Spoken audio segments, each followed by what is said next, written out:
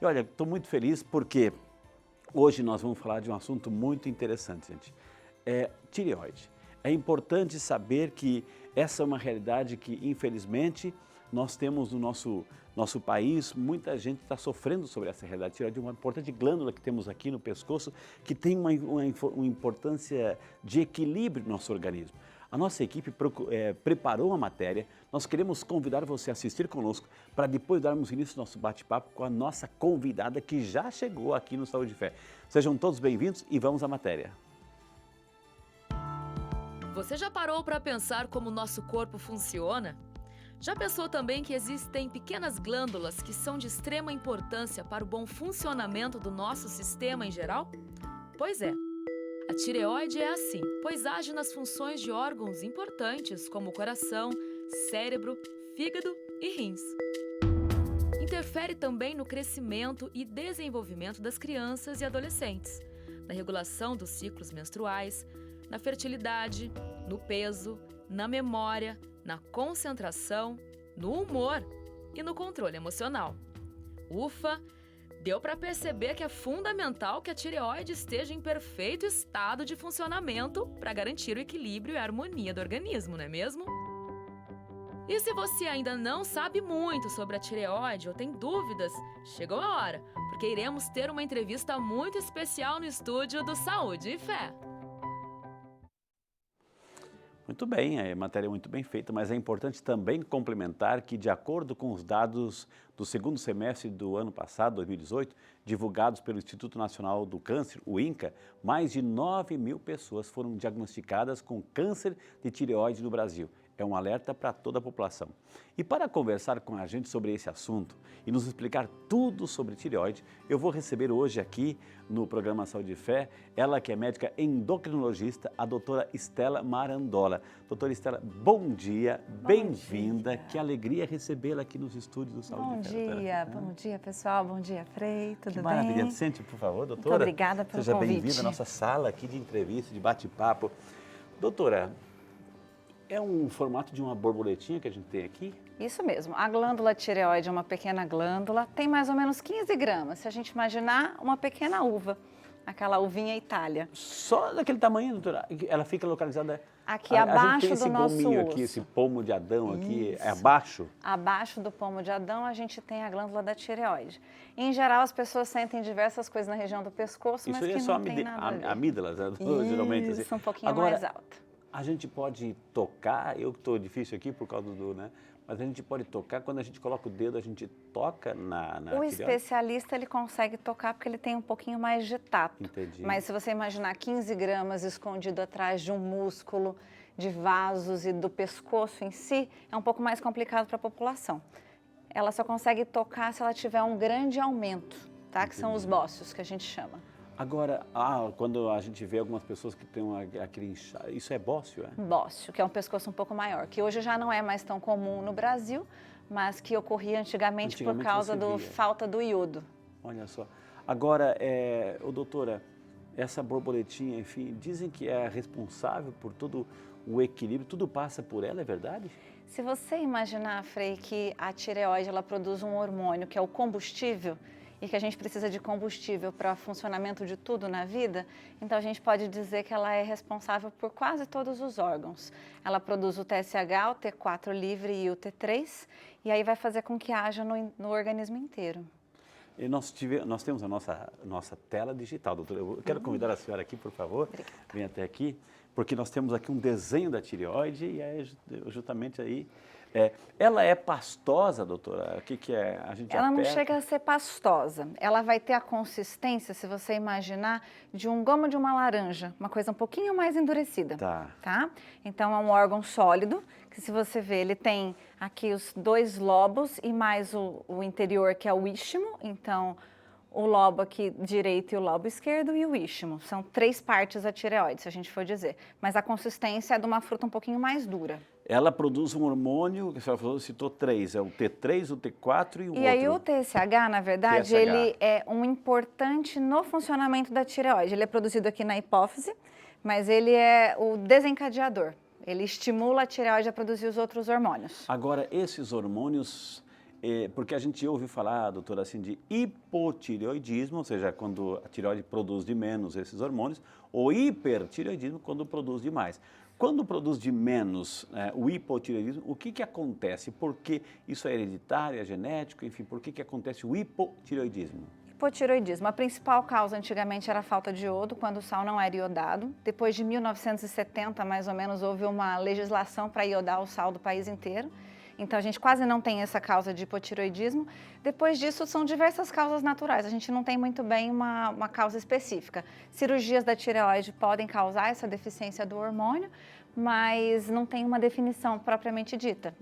Acontece porque acontece. Doutora Estela, a gente reza as missas, atende as pessoas, faz um trabalho voltado assim, para a questão da saúde. E muitas pessoas, olha, Frei, reze por mim, eu estou com tireoide. Ou seja, graças a Deus, todo mundo está com tireoide. Assim. Quando as pessoas dizem carinhosamente, estou com tireoide, está dizendo o quê? Elas dizem que elas têm hipotireoidismo, que é a doença mais comum. Porque o hipertireoidismo é mais raro. Olha só. O hipotireoidismo ele é bem comum na população em geral. Tá? Se você pegar ali 1 para 100 pessoas, podem ter hipotireoidismo. Como é que se manifesta? Como é que eu sei que eu estou tendo hipotireoidismo? Vamos fazer o raciocínio do combustível, então, tá? Isso, vamos lá. Então, se a gente imagina que o carro está sem combustível, a pessoa fica um pouco mais lenta.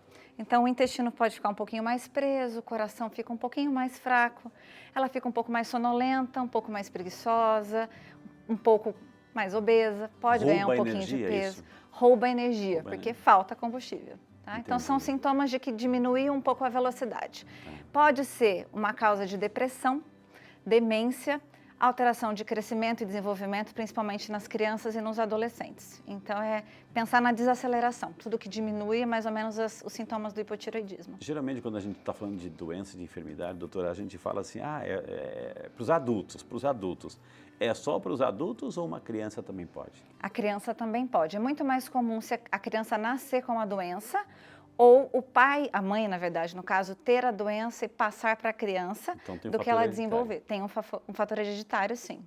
Mas na mãe, ou seja, mais incidente, quando a gente fala de hipotireoidismo, é mais incidente no homem e na mulher ou isso independe? Na mulher. As doenças endocrinológicas, quase como um todo, são mais incidentes na mulher.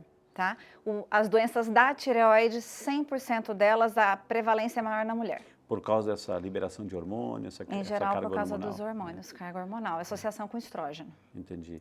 Gente, estamos falando hoje sobre tireoide, hipotireoidismo, hipertireoidismo. Se você também na sua casa sofre disso, está identificando alguns sintomas ou conhece alguém que está passando por isso, por favor, liga, avisa, evangelize também, se comunicando, porque a gente quer levar qualidade de vida para todas as pessoas, viu?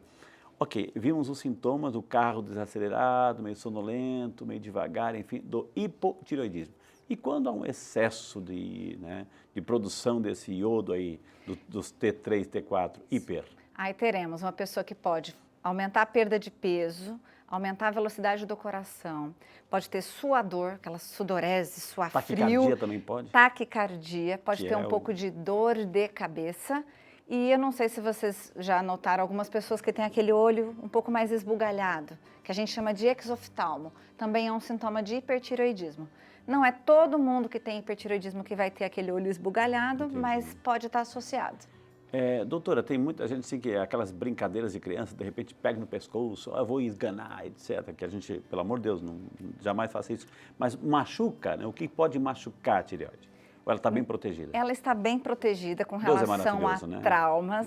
Deus protegeu ela muito bem, atrás de várias estruturas. O que machuca a tireoide, na verdade, é radioterapia, radiação como um todo. Então, se a gente lembrar de radiação, a gente tem raio-x, tomografia. Se a gente realizar em excesso, isso pode machucar a tireoide. Entendi. E cirurgias na região do pescoço, que não é uma coisa que a gente faz com frequência. O fato, doutora, é que é o pescoço e aqui vai passar a traqueia, aqui vai passar o esôfago, faringe, laringe, etc. Tudo vai passar por ali, tanto o ar como a comida. Por esse canal, passa cigarro, passa a bebida também. Isso machuca? Não machuca diretamente a tireoide, mas aumenta o risco de ter inflamações e evoluir para câncer de tireoide, tá? Não é um fator causal, mas aumenta o risco porque é um hábito que não é saudável. Entendi. Tá? A senhora citou câncer de tireoide. É muito comum? Existe? A incidência é grande? Se a gente imaginar, o câncer de tireoide, ele nada mais é que um nódulo, que é uma verruga, vou dizer assim, bem simples para a gente entender, que está produzindo alguma coisa ruim, está se crescendo, se manifestando ruim. E o câncer de tireoide, ele acomete mais ou menos 1 para 1000 dos nódulos de tireoide. Então, se você pegar que 5% da população tem nódulo de tireoide em algum momento da vida, uma daquelas lá em 1000 pessoas pode ter câncer de tireoide. É relativamente comum, mas ele é um câncer muito benigno, se a gente comparar com outros tipos de câncer. Tá? Eu mostrei uma salinha para a senhora, a gente ficou tão pouquinho na salinha. Vamos sentar, doutora? Sentar. Doutora, o que é um nódulo quente ou um nódulo frio? É isso que a senhora está explicando? Um nódulo quente e um nódulo frio. Mais ou menos, seria uma variação da história. Quando a gente fala em tireoide, a gente tem que sempre lembrar do iodo. Então, o iodo, ele, quando acumula neste nódulo, que a gente faz um exame através de uma cintilografia, eu posso dizer que ele é um nódulo quente, porque ele capta aquele iodo. Quando ele não acumula, ele é um nódulo frio. Quem são os nódulos, quais são os nódulos que têm mais risco de virar câncer? São os nódulos frios. Os nódulos quentes praticamente não são câncer. Então, eles têm essa propriedade de diferenciar também. Ok. A gente viu numa reportagem, doutora, assim, que o problema também de tireoide tem a ver com problemas de coração. É justamente por causa dessa taquicardia ou porque tem outras complicações, enfim, um risco de infarto, por exemplo? Toda vez que você pega um paciente que tem taquicardia e um risco aumentado de já ter infarto, um paciente diabético, um paciente que já teve AVC, um paciente obeso, que tem a pressão alta, e você faz com que aumente a frequência do coração, você faz com que ele trabalhe com uma sobrecarga que ele não está acostumado. Então, você está acelerando o ritmo de um carro que não funciona. Então, você aumenta o risco de morte súbita, de infarto e de outras doenças cardíacas. A senhora citou, doutora, assim, que tem a questão do iodo. Iodo hoje, graças a Deus, no Brasil, o sal já vem com essa carga, enfim. Mas o brasileiro não está comendo demais, o assunto não é hipertensão, enfim, mas comendo demais sal, né, colocando aí na batata frita, na salada, mais do que necessita, não está prejudicando? Prejudica, porque aí você pode ter uma desregulação dessa tireoide. Ela pode tanto trabalhar mais quanto trabalhar menos. Ela começa a não saber o que ela faz com tanto iodo. E existe também, Frei, uma preocupação da população se precisa consumir mais iodo. Só que eles esquecem que em tudo que a gente come tem iodo, né? Além do sal, exato, todos os alimentos que vão da prateleira e não da feira, né? Eu brinco que da prateleira não da feira porque é uma coisa saudável, né? Da prateleira para casa é porque eles têm que ter algum conservante. O principal conservante é o sal, então vai iodo para casa. E aí vale aquela máxima, descascar mais e desembalar menos? Com certeza, sempre. Essa máxima ela é válida em todas as doenças, na tireoide também. Quando a gente faz um hemograma, aquele exame famoso de sangue, enfim, que faz completo, enfim, lá também, como é que a gente identifica o fator tireoide naquele exame? Aparece lá T3, T4, enfim, onde? Que palavra, que termo? São 2 exames que a gente usa mais de rotina, tá? O TSH, que é aquele que eu falei primeiro, e depois o T4 livre, tá? A gente só vai usar outros exames, por exemplo, como o T3 total, T3 livre, que são exames diferentes, em casos especiais. Mas os 2 de triagem são o TSH e o T4 livre. E aí tem, de repente, muita gente tem na sua casa agora o seu hemograma, enfim, e vai lá, opa, ela falou do TSH, né? E o T4 livre, enfim, e aí tem um valor, né? Tem um valor. Isso varia de homem para mulher e tem um parâmetro ali ou não? Varia mais com relação à idade do que do sexo, tá? Tem um parâmetro sim, depende um pouco do laboratório, mas se a gente olhar a média dos laboratórios aqui em São Paulo, a gente tem um valor de TSH normal que vai ali de 0,5 a 5. É uma referência para uma população até 60 anos, tá? E aí o T4 livre, a maioria dos laboratórios também é por volta de 0,7 a 1,7. Então são valores assim bem complexos para gravar. Quando a gente fala de câncer, a gente citou ali na tela, no nosso plasma digital, tem um só tipo de câncer de tireoide ou tem mais de um tipo? Hoje foram descobertos que já temos 4 tipos de câncer de tireoide. O principal deles é o carcinoma papilífero, que graças a Deus ele é o mais comum e o mais curável. Quase 100% da população cura. A gente tem também o folicular, o anaplásico e o medular, que são tipos mais raros e mais agressivos. E vamos continuar nosso bate-papo. Quero convidar a doutora Estela mais uma vez para chegar aqui bem pertinho da nossa tela, porque logo, logo também temos o povo fala, o povo pergunta, enfim, perguntas do WhatsApp, sabendo que a senhora estaria aqui, todo mundo quer participar e perguntar. Doutora, eu terminei o bloco passado falando sobre assim, como se manifesta um câncer? Como é que eu sei que eu estou com câncer? Eu tenho febre, eu vou engordar, o meu pescoço vai inchar, eu tenho dificuldade de mastigar, vou tomar uma água, dói. Como é que eu sei, doutora? Em geral, a maioria das pessoas a gente fala que é assintomática. É Então, uma doença silenciosa. Não apresenta nenhum sintoma. Porém, o principal detalhe que chama a atenção é o aumento de alguma região cervical, que é da parte do pescoço.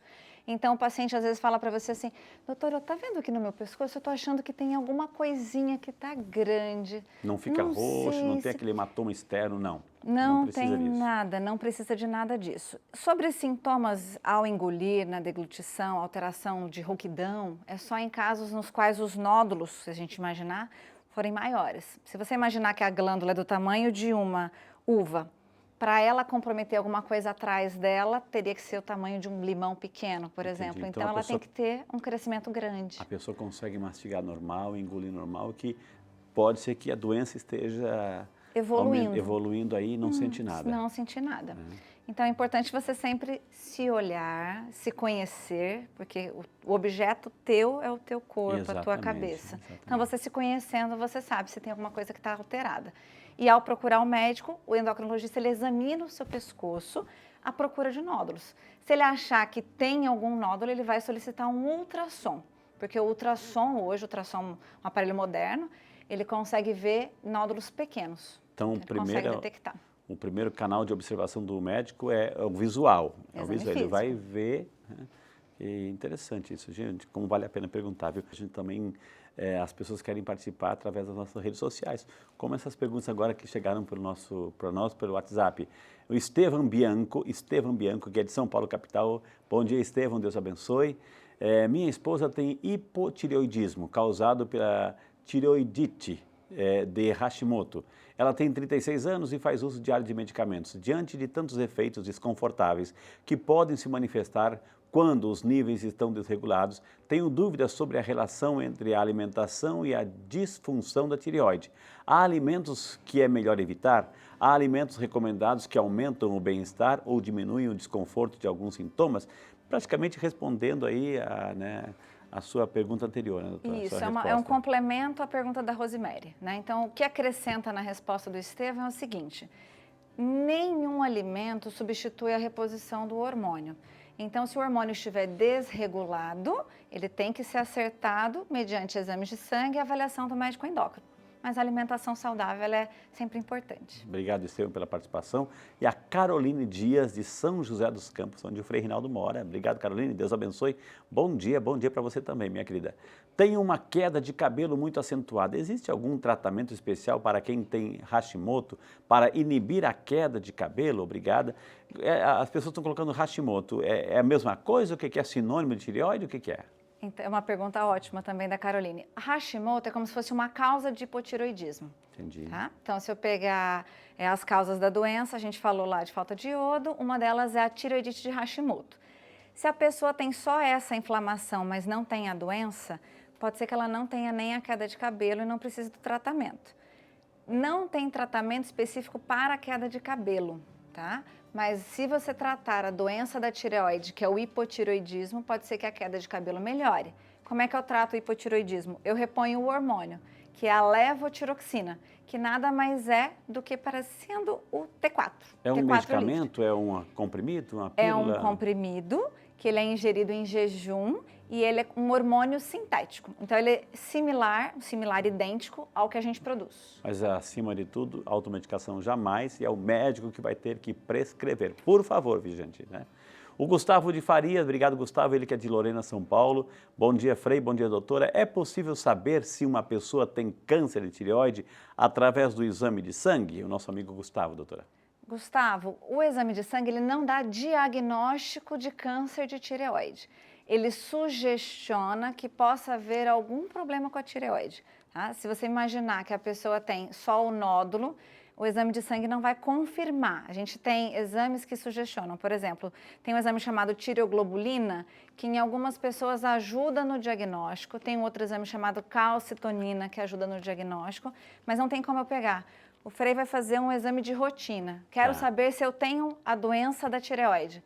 Existe exame de sangue de rotina para câncer de tireoide? Não existe, tá? Primeiro eu tenho que ter o nódulo para avaliar.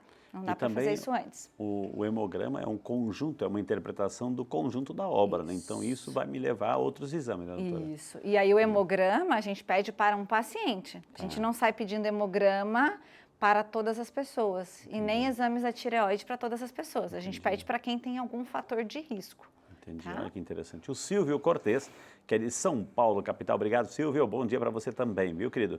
Quando alguém possui nódulos na tireoide e apresenta rouquidão, é sinal de que o nódulo é maligno? Pergunta o nosso amigo Silvio, doutor. Silvio, o fato da paciente ter rouquidão pode ser que ele tenha um nódulo grande que acometeu as cordas vocais.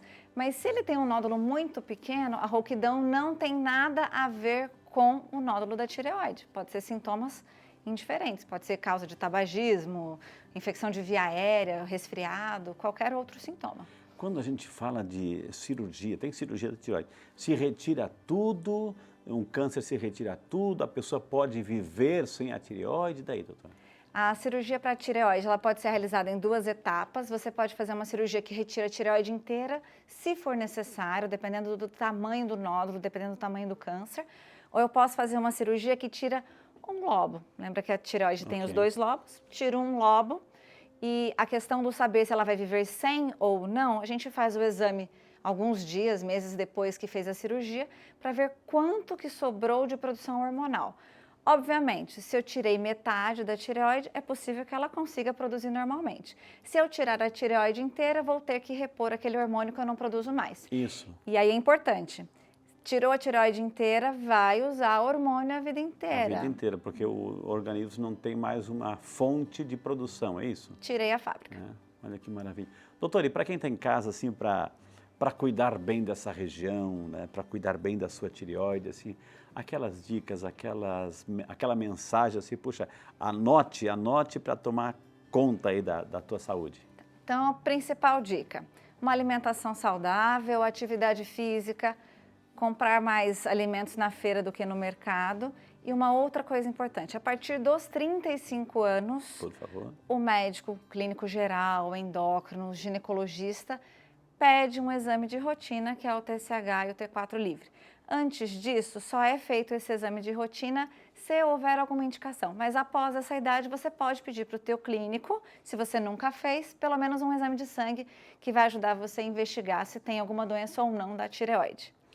Esse é o Saúde e Fé, que a gente quer trazer para você as informações fantásticas aqui. Hoje conversamos carinhosamente com a doutora Estela Marandola, endocrinologista. Quem quiser entrar em contato, está na tela aí para você.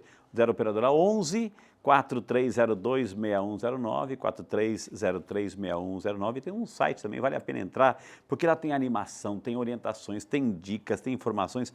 Estela com 2 L's, estelamarandola.com.br. Doutora Estela, eu queria imensamente agradecer a sua participação. Aqui a gente entrega um mimozinho no programa, assim. Eu vi que a senhora já tem a Nossa Senhora Aparecida aqui. Esse aqui é São Peregrino, chamado na igreja o Santo Protetor contra o Mal do Câncer. Eu gostaria que a senhora levasse para casa com carinho e colocasse num cantinho do seu consultório, né? Obrigada. Eu fiquei muito feliz com a sua participação, viu? Né? Eu também. E se entrarmos em contato, assim, eu gostaria muito que a senhora voltasse aqui, pode ser? Pode ser. Para outros temas dentro da sua área da endocrinologia? Virei com o maior prazer, do fundo do coração. Posso dar um beijo, né? Que Deus abençoe a senhora, viu? E vou pedir licença, porque muita gente também pede oração aqui no programa. E eu faço questão de começar a oração rezando por todos os médicos na sua pessoa, tá bom? Amém. Deus Obrigada. abençoe, viu?